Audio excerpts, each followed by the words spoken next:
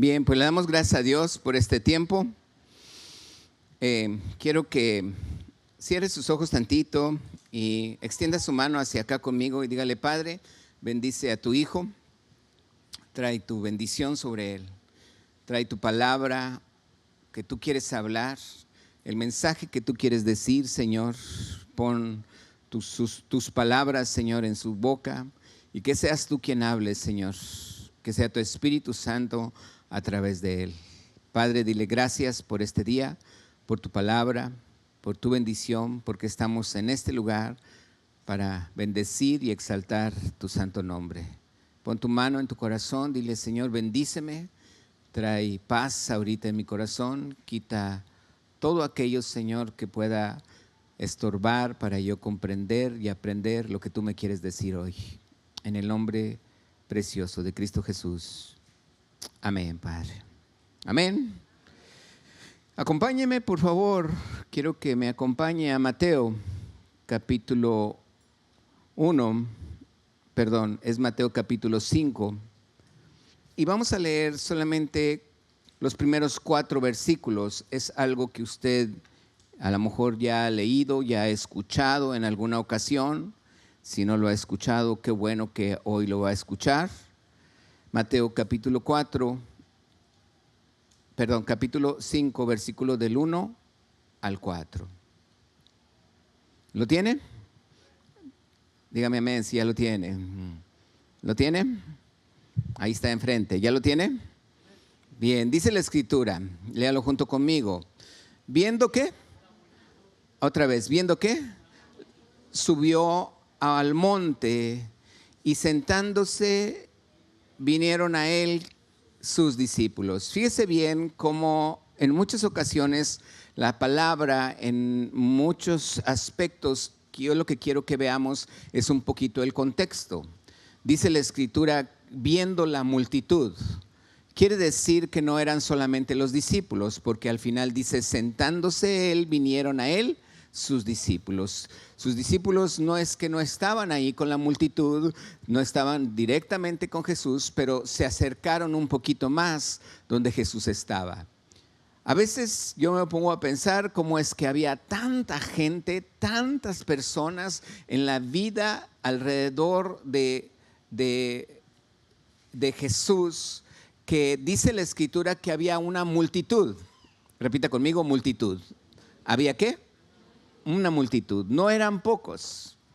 A veces la gente piensa y dice, es que eran pocos. Lo más probable es que si hubieran sido pocos, hubieran estado en una sinagoga. En aquel entonces las sinagogas no era un templo como este. La sinagoga era un lugar que era público, más que una iglesia o un lugar religioso. Se trataba de un lugar público donde la gente se congregaba, los de la ciudad, y había no solamente indicaciones del gobierno o de lo que se hacía públicamente, aunque ese lugar era una sinagoga, era como un lugar donde era público. Los sábados lo usaban específicamente para leer la palabra de Dios. Y quienes lo usaban más los sábados eran los judíos. Entonces la sinagoga no era un lugar específicamente o exclusivamente de los judíos, de una iglesia. Era un lugar donde se juntaba mucha gente. Y lo que me extraña aquí es que Jesús no es que haya, mucha gente dice, es el principio de su ministerio. Sí, fue el primer discurso, el primer mensaje que Jesús dio. Fue para mí algo, esto yo lo he leído muchas ocasiones y ahora yo me doy cuenta que aquí, si yo veo el contexto, ¿por qué estaba en el monte? Porque ahí dice que había una multitud. Quiere decir que esa multitud no cabía en una sinagoga. Lo más seguro es que si hubiera la cantidad suficiente para llenar una sinagoga, dice Jesús, diría la palabra que estaban en la sinagoga. Pero aquí no estaban en la sinagoga porque había, ¿qué? Mucha gente. ¿Había qué? Una multitud muy grande. Me impacta cómo es que tenemos que entender si Jesús tenía que gritar, si se podía gritar, si había de alguna manera, no tenían bocinas, cómo le hacía el Espíritu Santo, no sé, pero era mucha gente donde dice la Escritura que Jesús empezó a dar un mensaje. Este mensaje, dice la Escritura, dice el versículo 2, léalo conmigo. Abriendo su boca, ¿qué? Les enseñaba. Abriendo su boca, les enseñaba. Quiere decir que Jesús se dedicaba a hablar no solamente una anécdota, no por parábolas. Quiero que vea algo muy importante. El Sermón del Monte empieza en el capítulo 5 y muchas veces pensamos que se acaba en el capítulo 5, pero ahorita vamos a ver que realmente el Sermón del Monte, conocido por muchos como el Sermón de las Bienaventuranzas, no solamente habló de las bienaventuranzas, habló de muchos aspectos y se termina hasta el capítulo 7. Terminando el capítulo 7, termina lo que Jesús dijo en esa ocasión allí. Dice la Escritura, abriendo su boca les enseñaba diciendo, versículo 3, léalo conmigo, ¿qué dice? Bienaventurados los pobres en espíritu, porque de ellos es el reino de los cielos. Esta escritura en muchas ocasiones yo la había leído. Y en muchas ocasiones más o menos yo tenía un concepto de lo que decía la palabra y sabía que por algo de esta manera Dios estaba hablando, pero imagínense que durante 400 años nunca más se volvió a oír la palabra de Dios por algún profeta. 400 años atrás no se había levantado un profeta, no se había levantado una persona para compartir la palabra de Dios. No había hablado nadie, no había un mensaje. Malaquías había sido el último en compartir una palabra al pueblo. Murió Malaquías y se acabó. 400 años el pueblo no pudo escuchar una voz que viniera de Dios. El primero que habla, todos sabemos que fue ¿quién? Juan el Bautista. Pero esta escritura, por eso para muchos fariseos, cuando hablaba Juan el Bautista, se acercaron a él diciéndole, ¿eres tú Elías? ¿Eres tú el que había de venir? ¿Eres tú el profeta? ¿Y qué les dijo Elías? ¿Qué les dijo Juan el Bautista? Dijo, no, yo vengo a preparar el camino del que ha de venir. ¿Quién era el que ha de venir? ¿Quién era? Jesucristo. Entonces, para nosotros debemos de comprender que el primero que abre su boca para dar una enseñanza, entonces, ¿quién fue? Jesús. Por eso lo que hablaba Juan el Bautista era el arrepentimiento. Arrepentíos y convertíos, les decía. Jesús abre su boca. Y fíjate bien, después de lo que yo empiezo a comprender cuando leo esta escritura, yo veo a Jesús en un monte. Y me imagino habiendo mucha gente, no solamente pobres, yo creo que había gente rica allí, yo creo que había gente de todo tipo de nivel social. Era mucha gente que a lo mejor ni siquiera sabían que hacía milagros, ni siquiera sabían que él podía hacer milagros o que él podía alimentarlos con 5 panes y 2 peces. No sabía nada. Era la primera vez que empezaban a escuchar a un profeta y que hacía mucho tiempo que no escuchaban la voz de Dios. Por eso para mí aquí ver esta escritura, sin perder Mateo capítulo 5, quiero que vayamos, me acompañes a Deuteronomio capítulo 18, verso 19. Deuteronomio capítulo 18, verso 19. Vamos a leer unos versículos antes, ahorita te digo a partir de cuál, dice la escritura, capítulo 15. Dice, profeta, Deuteronomio 18, 15, ¿ya lo tiene? Léalo conmigo, ¿qué dice?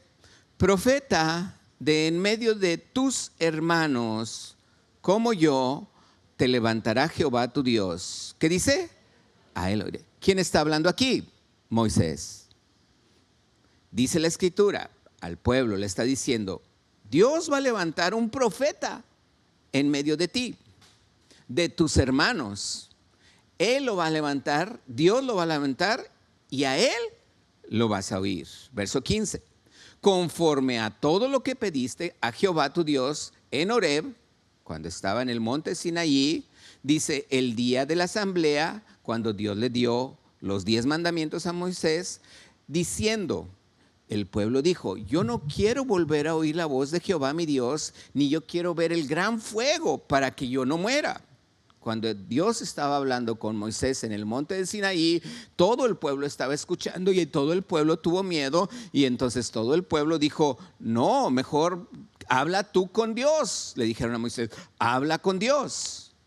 Versículo 17, Jehová me dijo: han hablado bien en lo que han dicho. Verso 18, profeta les levantaré en medio de sus hermanos como tú. ¿Y qué más dice? Pondré mis palabras, ¿en dónde? En su boca, y él les hablará todo. ¿Sí van conmigo? Léalo nuevamente. Dice: profeta les levantaré en medio de sus hermanos como tú. ¿Y qué más dice? Pondré mis palabras en su boca. ¿En la boca de quién? Del profeta. ¿Y qué más dice? Léalo, ¿cómo más dice? Y él les hablará todo lo que yo, dice Dios, mandare. Versículo 19. Mas, o pero, a cualquiera que no oyere mis palabras que él hablare en mi nombre, ¿qué dice? Yo le pediré cuentas. Entonces, quiere decir que Dios ya estaba tratando de hablarle al pueblo desde que estaba en el monte Sinaí. Y Dios dijo: ahorita les digo mis leyes. Y él empezó a hablar, y cuando empezó Dios a hablar y empezar a la gente a escuchar la voz de Dios, tuvo miedo y le dijeron a Moisés: Moisés, ve tú solo, habla con Dios. Y ya lo que él nos diga, viene y nos dice. ¿Por qué? Porque el pueblo tuvo ¿qué? ¿El pueblo tuvo qué? Miedo. Y entonces Dios dice: ok, muy bien, voy a hablar contigo. El pueblo habló bien, y de hoy en adelante así me voy yo a comunicar. ¿A través de quién? ¿De un qué? Profeta. Por eso aquí dice la palabra, dice la escritura, profeta, verso 15, de en medio de ti, de tus hermanos como yo, te levantará Jehová tu Dios. ¿Y qué dice? A él oiréis. Verso 19, pero cualquiera, dice Dios, que no oyere mis palabras, que él hablare en mi nombre, dice, yo le pediré ¿qué? Cuenta. ¿Por qué? Porque quien está hablando no es Jesús. ¿Quién está hablando? Dios. Quien estaba hablando en el monte de Sinaí era Dios. ¿A quién se lo estaba diciendo? A Moisés, a un profeta que tenía que hablar a todo el pueblo. En esta ocasión, dice la escritura, Moisés ya estaba diciendo: un día en medio de tus hermanos Dios te levantará un profeta. ¿A quién se estaba refiriendo? A Jesús. Dice: a él oiréis. ¿Estamos de acuerdo? Ahora, fíjese bien lo que dice otro versículo hablando con referencia a esto. Hechos capítulo 3. A lo mejor en este tengo que explicar un poquito más, pero en Hechos capítulo 3. Y vamos a leer el versículo 22. Esto hace referencia a lo que hemos hablado ya ahorita. Verso 22. Hechos capítulo 3, verso 22. ¿Lo tiene? Hechos 3, 22. Léalo conmigo, ahí está en la pantalla. ¿Qué dice? Porque Moisés dijo a los padres: el Señor vuestro Dios os levantará profeta de entre vuestros hermanos como a mí. A él oiréis en todas las cosas que os hablé. Verso 23. Y toda alma que no oiga a aquel profeta, ¿qué dice? Será desarraigada del pueblo. Fíjese bien cómo Dios está hablando alrededor de aproximadamente 3.500 años. Fíjese bien, 3.500 años de cuando Dios le dio esa palabra a Moisés. No, perdón, 1.500 años de cuando Dios le dio la palabra a Moisés. 1.500 años después se cumple la escritura. ¿Cuántos años? Aproximadamente 1.500 años. Y allí se levanta una persona y Dios dice y está diciendo, aquí se está cumpliendo una escritura. Moisés lo dijo. Y aquí se está cumpliendo esta escritura. Ahora sí, Jesús empieza a hablar. Vamos a Mateo capítulo 5. Y nuevamente lo volvemos a leer, que dice el versículo 3. Mateo capítulo 5, verso 3. Léalo conmigo. ¿Qué dice? Verso 2. Y abriendo su boca, ¿qué dice?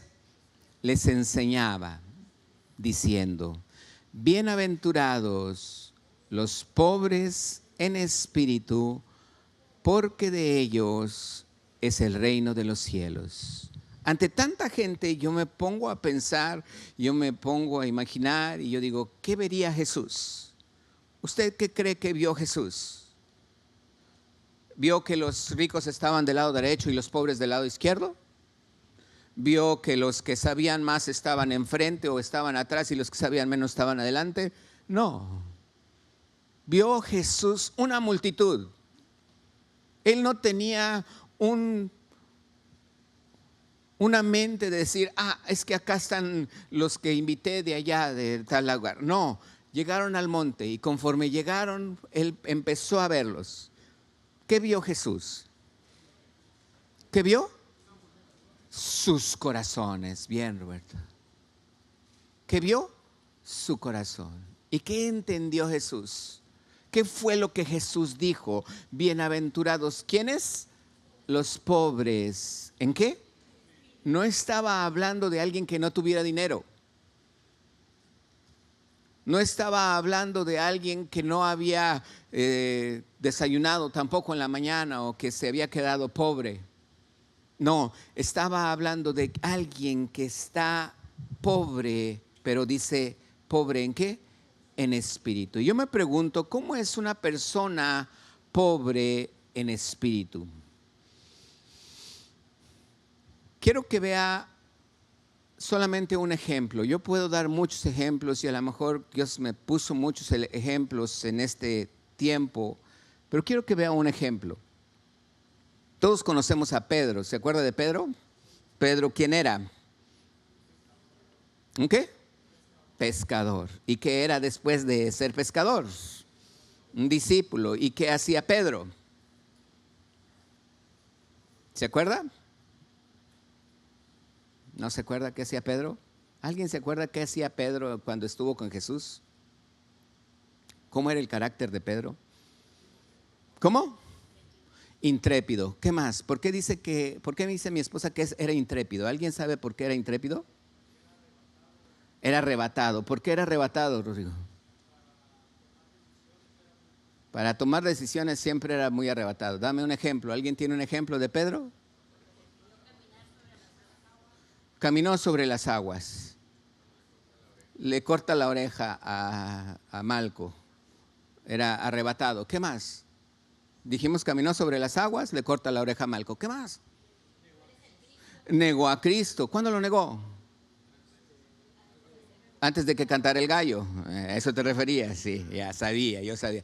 ¿Qué más se acuerda de Pedro? Pedro, cuando Jesús les dice, ¿quién dicen los hombres que soy? Y ya unos le dicen un profeta. ¿Y ustedes quién dicen que soy? Y Pedro le dice, tú eres el Cristo, el Hijo del Dios viviente. ¿Qué más le dijo Jesús ahí en ese momento? Le dijo, a ti te daré las llaves del reino, dice la palabra. Así le dice, ¿qué más dice? Le dijo a Jesús, cuando Jesús estaba hablando y le dijo, Jesús, ¿cómo es posible que estés hablando de esto? Ten misericordia de ti. Y Jesús, ¿qué le dijo? Apártate de mí, Satanás. ¿Alguien recuerda algo más? ¿Se acuerdan cuando estaban en el monte de la transfiguración?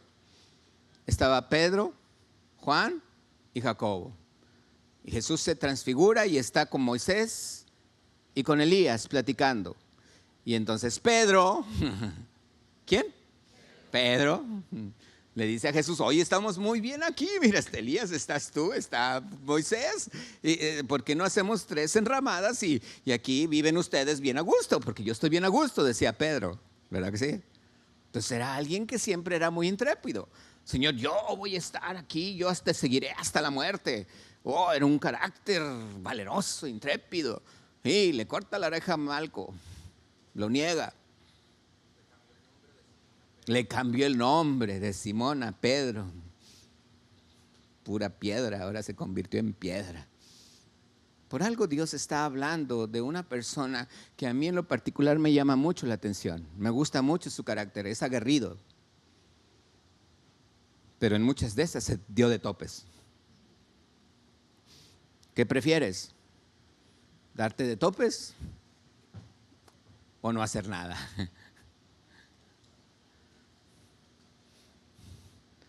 Decía en la Biblia del Quijote de la Mancha, no se cree. Decía, Don Quijote le decía, ¿cómo se llamaba el que caminaba con él? Sancho Panza. Decía, Sancho, los perros ladran. ¿Qué quiere decir? Que vamos avanzando, dije, vamos caminando. Porque si no ladran los perros. Y eso me gustó porque veo que hay muchas ocasiones que así en Pedro podemos meter mucho juicio contra Pedro. Si está bien o está mal lo que no había hecho. Pero si yo les dijera de Bartolomé, pues todos callaríamos porque ni la Biblia dice de Bartolomé algo. Así como de muchos discípulos. Entonces yo me pongo a pensar y digo, a ver, Pedro. Y allí es donde yo veo a Pedro. ¿Usted cree que Pedro era un pobre en espíritu? Hablando de Jesús diciendo, bienaventurados los pobres en espíritu. ¿Usted cree que Pedro era un pobre en espíritu?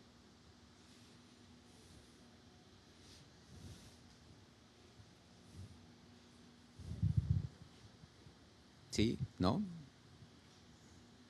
A ver, medítelo un tantito. ¿Usted cree que Pedro era un pobre en espíritu?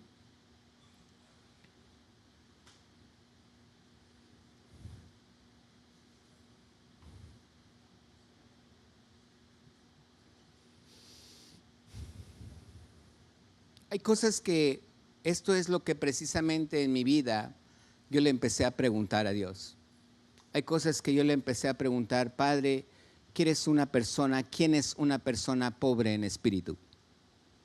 ¿Usted cree que Pedro en cierta manera se sentía de alguna manera bien en su vida porque estaba con Jesús? Jesús se refería con él, Jesús lo regañaba cada rato, Jesús le decía, Pedro, ¿me amas? Y Pedro le decía, te quiero.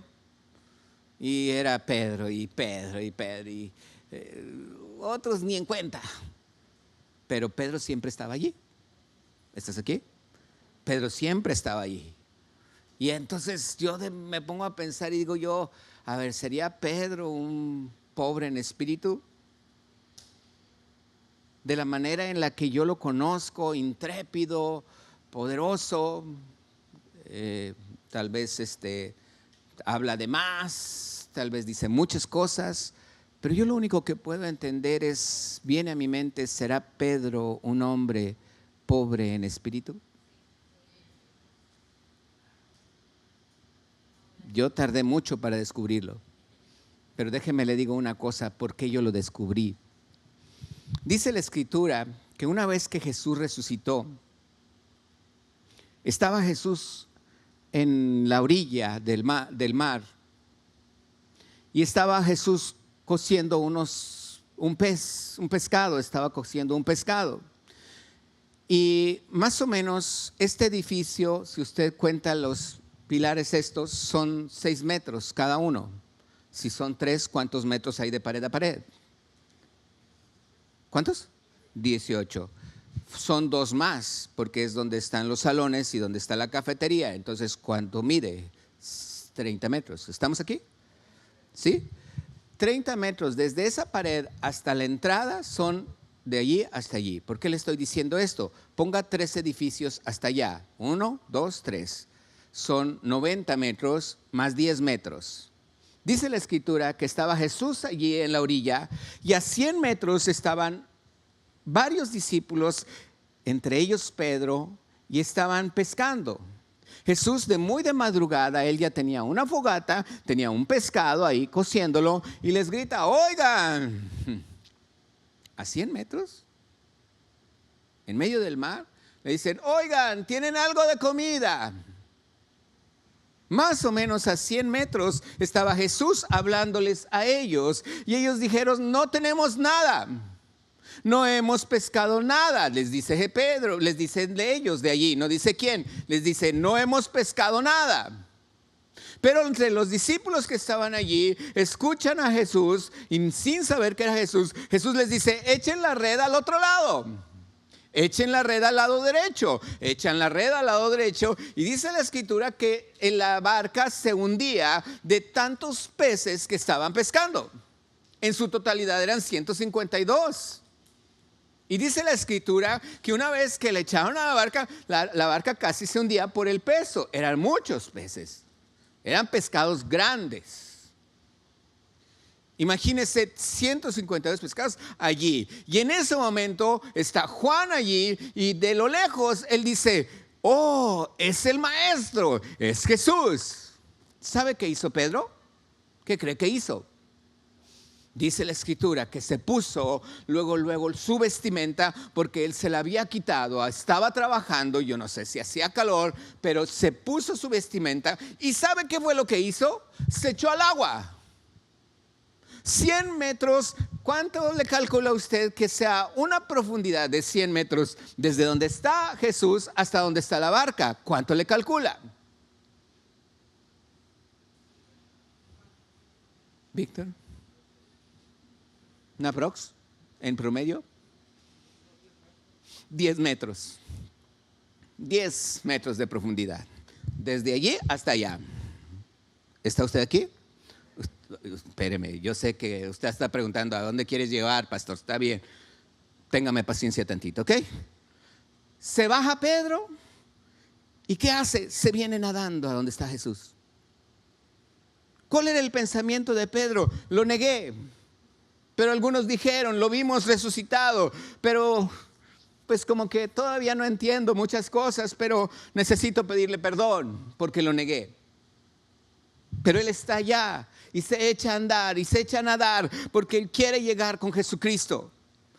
Y de repente pues todos los discípulos empiezan a remar.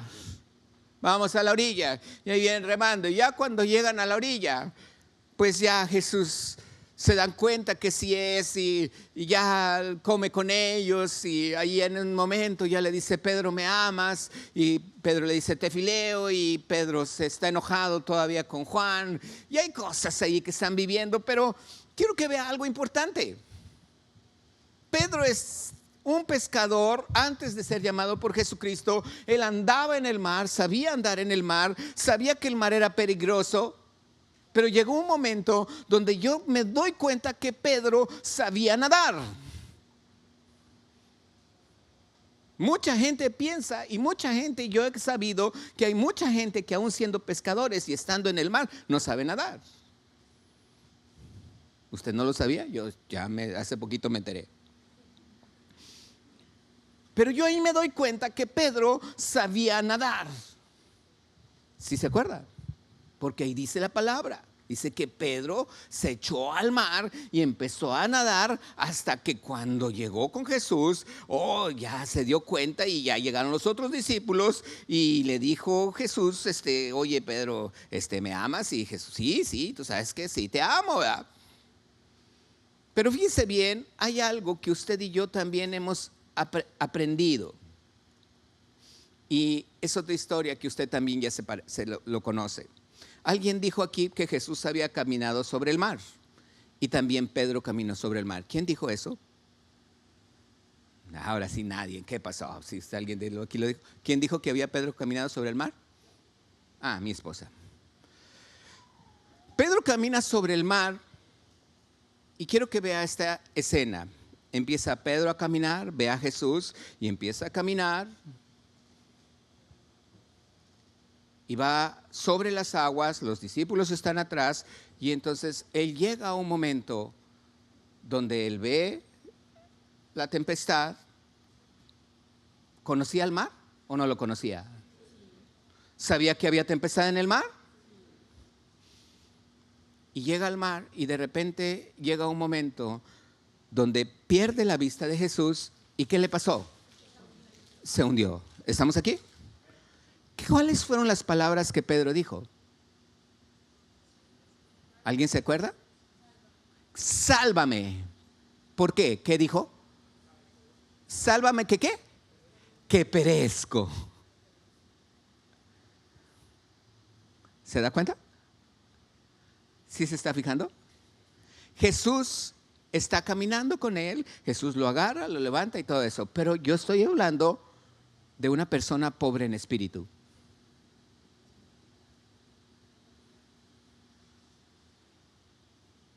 Yo estoy hablando de una persona que pobre en espíritu. ¿Cuándo me doy cuenta que Pedro es un hombre pobre en espíritu? Si él sabía nadar, si él nadó desde 10 o 12 metros de profundidad hasta la orilla del mar con vestido y nadó hasta llegar a Jesucristo. Cuando me doy cuenta que Pedro es un pobre en espíritu, si él sabía nadar y en el momento en el que se hundió, él le dice a Jesús: sálvame porque perezco. Cuando me doy cuenta, cuando Jesús se da cuenta que está compartiendo a una multitud y les dice: bienaventurados los pobres en espíritu, porque de ellos es el reino de los cielos. ¿Por qué Jesús está diciendo los pobres en espíritu? ¿Y por qué te pongo a pensar en Pedro cuando Pedro era un hombre capacitado para vivir en el agua? Sabía cómo era el agua. Era un hombre diestro. Conocía el mar. Conocía su braveza. Conocía todo lo que el mar podía hacer. Nadaba en él. Pero llegó un momento en su vida donde el mismo mar lo hizo reflexionar y dijo: Jesús, sálvame, porque me ahogo, porque perezco. Uno puede decir: bueno, es que acá estaba el mar tranquilo y ahí estaban las olas así. Sí, pero Pedro conocía el mar. Podía haber nadado. ¿Cuántos pasos caminó? ¿A poco caminó 100 pasos en el agua? Apenas acababa de salir del barca. Si sabes, nadó 100 metros, que no podía nadar de aquí a donde estaba la barca. Los pocos pasos que dio, o los muchos pasos. Pero es la manera en la que yo digo: ¿cuándo es cuando una persona se vuelve pobre en espíritu? Cuando a pesar de que tienes lo que tienes, sientes que no tienes nada. Cuando a pesar de que en tu corazón puedes decir: sé mucho, te consideras alguien que no sabe nada. Cuando a pesar de que tú puedes decir que estás sana y con una sola enfermedad, tú te puedes dar cuenta que eres vulnerable. Cuando a pesar de que tú muchas veces estás rodeada de tanta gente y te sientes sola. Cuando a pesar de que sabes que hay mucha gente que está cometiendo malas cosas y que tú estás en medio de ellas y a lo mejor haces las mismas cosas que los demás hacen, pero tu corazón se siente mal. En ese momento yo me doy cuenta de una persona que es pobre en espíritu. Porque en muchas ocasiones, si tú y yo nos ponemos a pensar a qué se refiere los pobres en espíritu, son aquellos que precisamente cuando yo leo en la palabra de Dios, que no es porque la palabra de Dios diga: el amor al dinero es la raíz ¿de qué? De todos los males. No el dinero, el amor al dinero. No el dinero, sino ¿qué?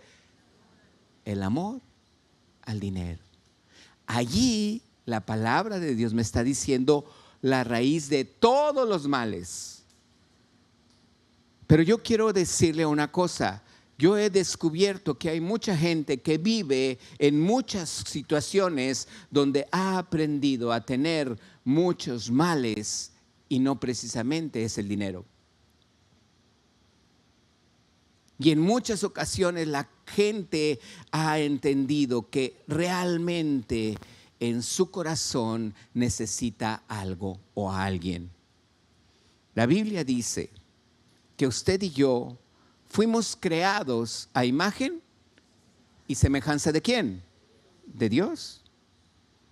Voltea a un lado y dígale, ¿tú eres hecho a semejanza de Dios? Dile, por eso estás bien guapo. Dice, porque si no, quién sabe dónde estarías. Pero eres hecho a imagen y semejanza de Dios. ¿Está aquí? Entonces, ¿está guapo el que está a su lado? Ok, ¿y qué le contestó usted? Dígale gracias. Amén, eso es. Muy bien. Dígale gracias, tú también, dile. Una persona que quería platicarte yo con respecto a Pedro, y aquí lo vi porque lo anoté. En sexto de primaria nos tocó ir a un viaje de estudios en primaria. Antes se hacían viajes de primaria, viajes de estudios desde primaria. Y nos fuimos a varios lados que yo no conocía. Para mí fue un viaje de una semana, fue muy agradable. Estábamos chiquillos, íbamos con maestros de los dos grupos, sexto A y sexto B. Y la verdad, yo disfruté mucho ese viaje. Al principio no iba a ir porque mis papás no habían juntado el dinero, aunque yo era el presidente en esa ocasión de la sociedad de alumnos. A mí me pusieron a hacer actividades para ganar dinero y para poder irnos al viaje. Y entonces a todos los compañeros, los 52 alumnos que éramos, pues yo les di alrededor de 600, 700 pesos a cada uno en aquel entonces. Pero el viaje costaba 2,000 pesos, entonces yo no podía ir porque mis papás no podían pagar el resto. Entonces yo dije, pues ya tengo 600 pesos en la bolsa. Qué padre, ¿verdad? Mi papá y mi mamá, pues éramos 12 hijos, y mi mamá me compraba mis pantalones, no me los compraba, me arreglaba mis pantalones porque eran los de mi hermano mayor, que tenía 10 años mayor que yo. Era 10 años mayor que yo, entonces me arreglaba sus pantalones y yo andaba con los pantalones de mi hermano. Cuando mi mamá me compraba, mi mamá me llevaba a de esas, aquí les llaman sobre ruedas. Allá en Saltillo les llaman pulgas, entonces por eso no quise decir eso, ¿verdad? Pero allá les llaman. Entonces, perdón. Aquí no es otro nombre, allá. Entonces el punto es que mi mamá me llevaba allí a comprar y yo iba y pues yo me acuerdo que abrían las pacas y mi mamá y toda la gente abriendo así, ¿verdad? Entonces ya mi mamá me los ponía, me los checaba. Entonces yo ya me lo quería poner el pantalón o la camisa y me decía, mamá, no, tengo que lavártelo. Entonces me lo tenía que lavar y yo ya me lo quería poner, pero mi mamá decía, tengo que lavártelo. Yo no entendía por qué una ropa nueva para mí me la tenía que lavar. Entonces, bueno, llega ese día, en sexto de primaria, les doy a todo el dinero, yo les aviso a los maestros, yo no voy a ir, y yo me quedo con toda la morralla y voy a mi casa con toda la morralla, 600 pesos en las bolsas, y voy hasta mi casa caminando. Entonces llego a la casa y me dice mamá, ¿traes el dinero? Sí, mamá, aquí lo traigo. Dice, agárralo y vámonos. Y yo, ¿a dónde vamos? Dice, ahorita venimos. Y se sube al camión, me lleva a una tienda donde venden ropa, y mi mamá tenía crédito allí. Entonces venden ropa y mi mamá me compra 3 pantalones y 3 camisas nuevas. Estamos hablando que ese día en la mañana yo me voy a la casa, y en lo que hizo el camino al camión y al de regreso, mi mamá me prepara la maleta, y cuando me prepara la maleta me dice, es que los maestros te van a pagar lo demás. Y yo, oh, qué padre, ¿verdad? Y entonces ya voy en el camión con ella y le digo, mamá, pero la ropa no se va a secar de aquí a las 6 de la tarde. Y me dice, no, mijito, es que esta ropa sí es nueva, sí te la puedes poner. Y yo, qué emoción. El punto es que me voy al viaje de estudios, llegamos a Huastepec, y estando en Huastepec, ¿alguien conoce Huastepec? Sí, yo sabía que alguien conocía. Hay muchas albercas. Por lo regular hay 3. Una de 12 metros de profundidad con un trampolín de 6 metros de profundidad con un trampolín de 2 metros. Ese es en un lado, y luego enseguidita está una alberca olímpica donde es la larga, donde es creo de 50 metros o no sé, y luego un chapoteadero. Pero como esas albercas en Huastepec, hay como 10, como esos conjuntos de albercas, hay como 10 en diferentes lugares. Entonces ahí estábamos, ahí había hoteles, llegaban muchas escuelas, muchos camiones, llego yo, y en una ocasión pues nos llevan a una alberca y yo no me metía a la de 6 metros de profundidad o 10 metros, no sé cuánto tenía, porque no sabía nadar mucho. Tampoco me metía en el chapoteadero, sino me metía en la olímpica. Y me gustaba porque la olímpica me llegaba aquí, cuando estaba chiquito, así. Entonces yo andaba así, y así estaba chiquito, y había un área donde yo me podía meter hasta aquí, el agua me llegaba. Entonces yo feliz. Y en una ocasión, pues el camión se va para otro rumbo porque dentro de las instalaciones, porque esa estaba muy llena y nos llevó a otra. Donde yo me pongo mis shorts y brinco, y cuando brinco, le quise hacer así, y el agua estaba acá. Y por más que me estiraba, sentí que había estrenado 3 pantalones y 3 camisas y ya no las iba a volver a usar. Yo aprendí una técnica de nado que cuando estás en esa situación, lo que tienes que hacer es hacerte como bebé y agarrarte las piernas así como un bebé y agarrarte las piernas así. O sea, tú mismo te agachas y te abrazas las rodillas así, en posición fetal. Y lo que hace esa acción cuando tú lo haces es que flotas. Entonces, de repente sientes la espalda fresca porque ya está fuera del agua. Y lo único que hice, me dice así, y agarré y vete a la orilla. Y me fui a la orilla, agarré aire y me fui a la orilla, me agarré de la orilla y dije, esta alberca está más honda. Y a todos me dijeron, si esa alberca está más honda, ¿sabes nadar? Sí. Ya no volví, me fui al chapoteadero.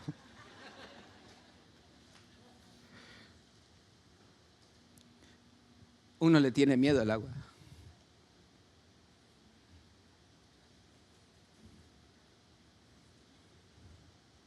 Y a veces hay cosas que uno pudiera tenerle miedo a, muchas cosas.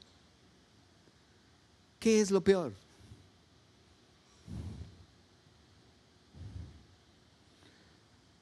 Un pobre en espíritu es aquel que tiene una disposición en su corazón de sentir que necesitas ayuda. ¿Quién es un pobre? Aquel que en su corazón pone la disposición de decir, necesito ayuda. Llega un momento donde en tu vida puedes ser, voy a pedir el del teclado, puedes ser la mejor persona que conoce en muchas cosas, muchas áreas, y puedes ser un experto. Pero siempre va a llegar un momento donde de repente no sabes qué hacer. Y en ese momento, lo único que hacen tus ojos es voltear arriba y decirle, Señor, sálvame, que perezco. A veces estamos tan confiados en nosotros mismos, en lo que tenemos, en lo que sabemos, en lo que conocemos, en nuestra experiencia, en lo que hemos vivido. A veces creemos que estamos plenos, pero llega un momento en mi vida donde me vuelvo tan vulnerable en todas las áreas de mi vida que necesito ayuda. Mi pregunta es, ¿por qué una multitud se llega a juntar a escuchar a un profeta a pesar de que están en medio del desierto y hay un monte y Jesús empieza a hablar y empieza a decir no otra bienaventuranza más que una primera? ¿Por qué crees que Jesús empieza diciendo bienaventurados los pobres en espíritu?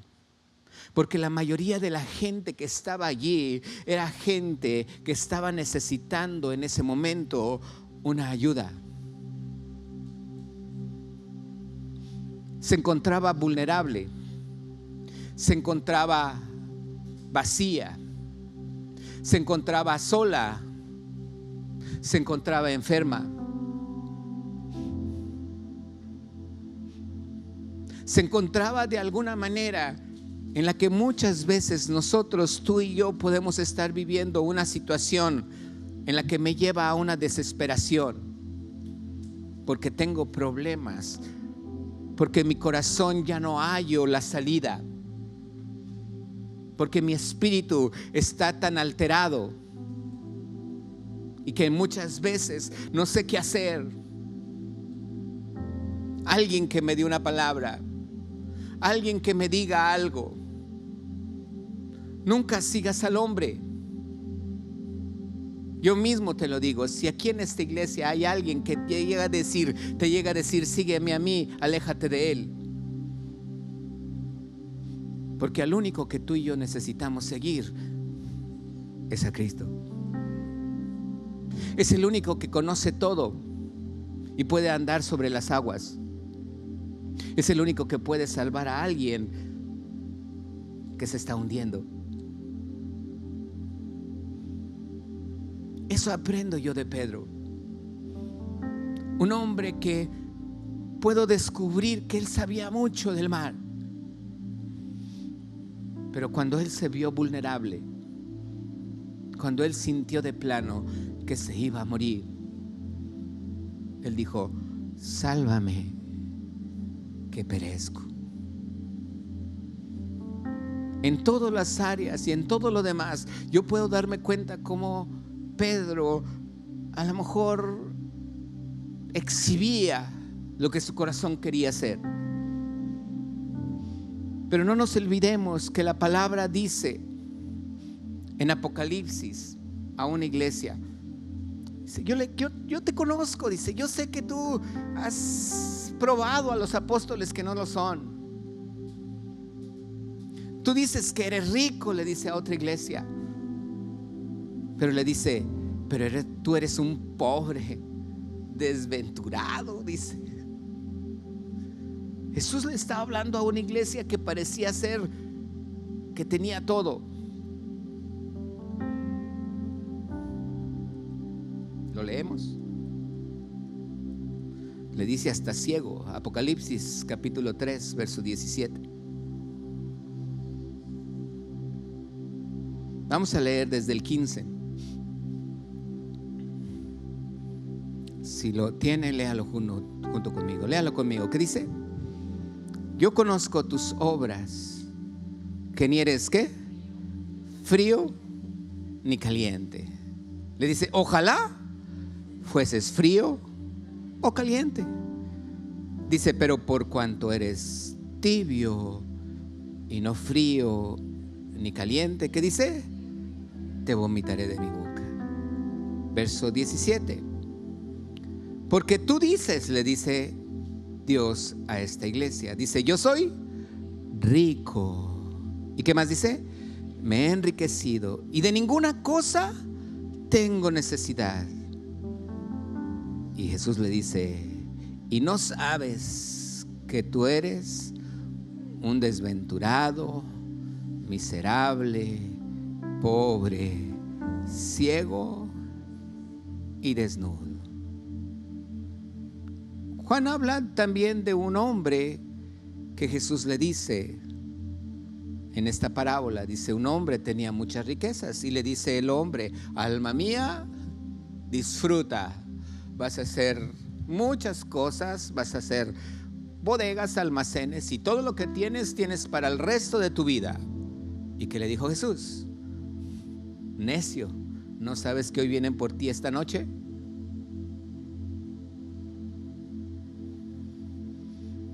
Mi pregunta es, ¿por qué la palabra dice que hay un rico, alguien que tiene mucha riqueza y no tiene ninguna necesidad, y Dios no le dice ni que eres frío ni eres caliente, que eres ¿qué? Tibio? ¿Por qué? Porque él ni siquiera sabe lo que es tener el fuego de Dios con lo que tiene, pero tampoco sabe estar sin Dios cuando no lo tuviera. Por eso Pedro, aunque sabía nadar, llegó un momento que su vida fue tan vulnerable de que no fue rico. Él diciendo, me regreso a la balsa nadando. No fue tibio. ¿Fue qué? Pobre en espíritu. Y le dijo, Señor, sálvame, te necesito.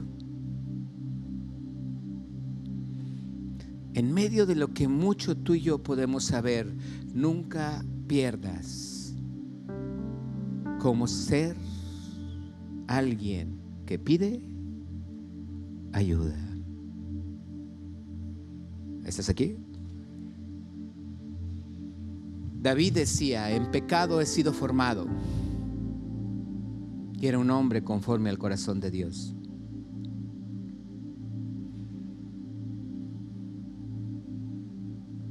Quiero que sepas una cosa.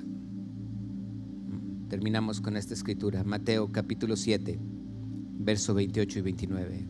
Sí, pasan los de la alabanza. Mateo 7, 28 y 29. Léalo conmigo. ¿Qué dice? Los últimos versículos del capítulo 7. Terminó el sermón del monte aquí. Léalo conmigo. ¿Y qué dice?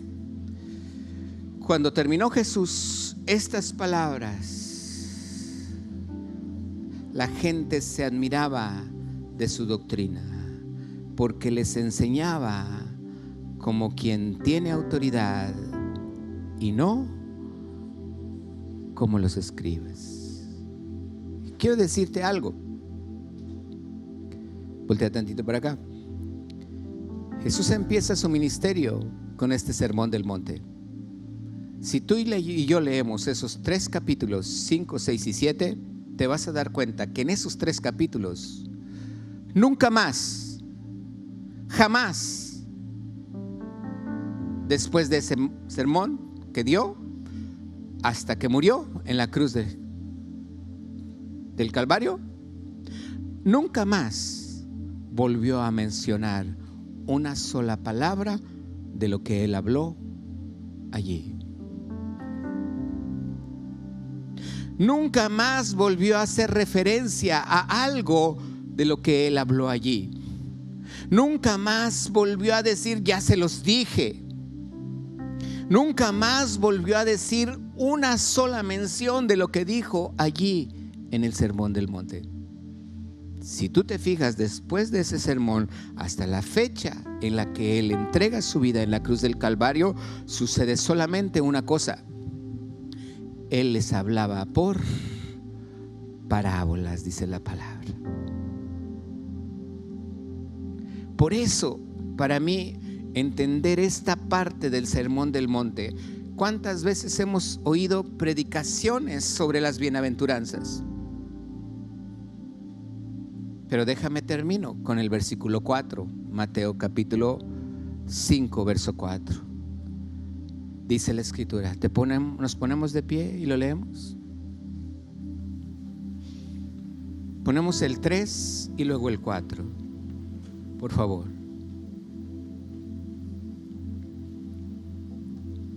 Versículo 3 dice: bienaventurados, todos juntos, ¿qué dice? Los pobres en espíritu, porque de ellos, ¿sabes qué? Hay una bendición. Tú y yo, manteniendo un corazón en humildad, un corazón con una sencillez, sé que el reino de los cielos es para mí. Pero fíjate lo que dice el 4. Bienaventurados los que lloran, porque ellos, ¿qué? Recibirán consolación. Siempre hay una causa-efecto. Cuando yo creo en Jesucristo y me dicen, creer en el Señor Jesucristo, oíd y haced discípulos a las naciones, que se conviertan y bautícenlas en el nombre del Padre, del Hijo y del Espíritu Santo, dice Jesús. ¿Qué quiere decir? Que hay una señal que yo tengo que hacer. Cuando yo creo en Jesús, hay una señal. ¿Cuál es la señal? Bautizarme. ¿El bautismo es necesario para ir a la vida eterna? Pobrecito del ladrón que estaba a su mano derecha y que creyó en Jesús, se fue al infierno de todos modos. ¿No? Pero no se bautizó.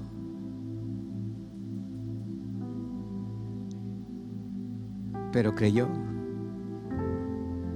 Entonces, ¿el bautismo es necesario para ir al cielo? No necesariamente. Jesús no le dijo: ay, pobrecito, de todos modos te vas a ir al infierno y no te puedo bautizar en este momento. No, le dijo: desde hoy estarás conmigo en el paraíso. Entonces, ¿por qué dice la palabra que yo, aún así, cuando me puedo bautizar después de haber creído, me debo de bautizar? Porque yo voy a seguir viviendo. El ladrón ya no iba a vivir. Pero aquí tú y yo vamos a seguir viviendo. ¿Por qué entonces tiene que haber una señal en mi vida de que hay un bautismo? Porque ¿qué estoy diciendo? Yo creí. Yo estoy diciendo en el bautismo, estoy diciendo ¿yo qué? Yo creí. Ante muchos les estoy diciendo: yo creí en Jesucristo. Amén. Verso 3. Verso 3. Bienaventurados los pobres en espíritus, porque de ellos es. ¿Y cómo sé quién es pobre en el reino de los cielos? Hay una señal. Verso 4. Bienaventurados. Hay una señal. Una persona pobre en espíritu da una señal. ¿Cuál es? Llora.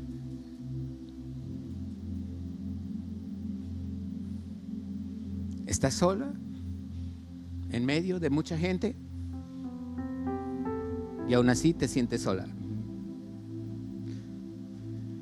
Llega un momento donde tu corazón le dice a Dios: sálvame que perezco.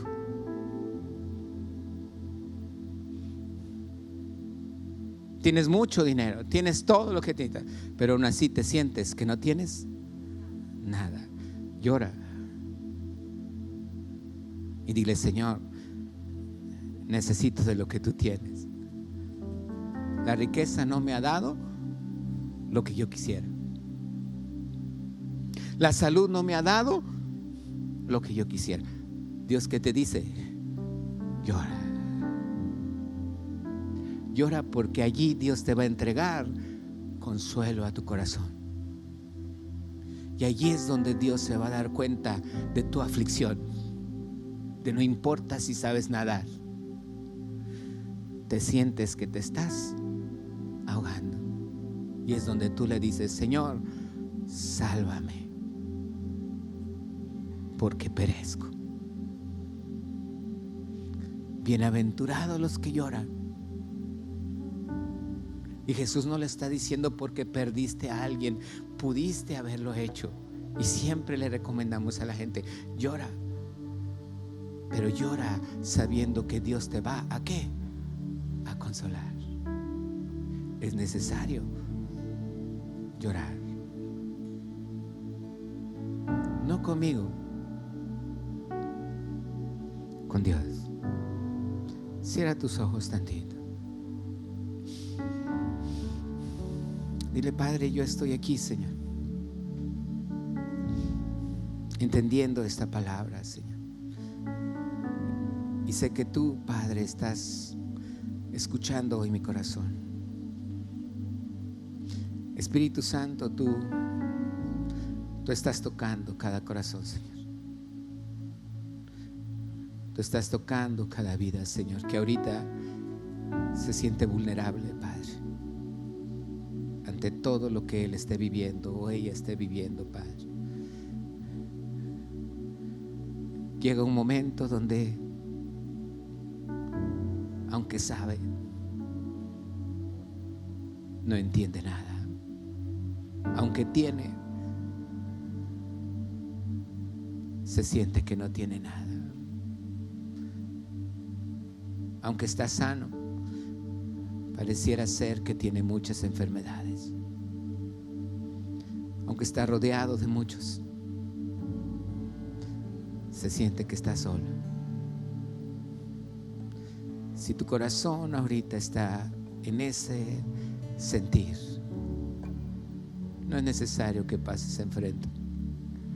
Ahí donde estás en tu corazón, por respeto a ti, llora, levanta tus manos, canta esta canción, porque yo creo en milagros.